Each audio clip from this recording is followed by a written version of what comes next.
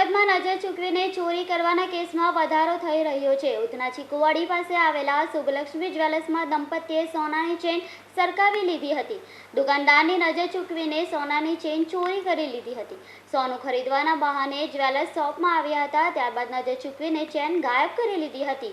દુકાનદાર કમલેશ રબારીએ જણાવ્યું હતું કે સાંજના સમયે કપલ આવ્યું હતું, તેમણે ગિફ્ટ આપવા માટે સોનાની ચેનની ખરીદી કરવાની વાત કરી હતી। બાદમાં મને વાતોમાં વ્યસ્ત રાખીને ક્યારે ચોરી કરી લીધી ખબર જ પડી ન હતી।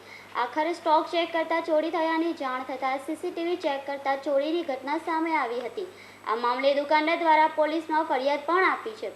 પોલીસે સીસીટીવીના આધારે તપાસ હાથ ધરી છે।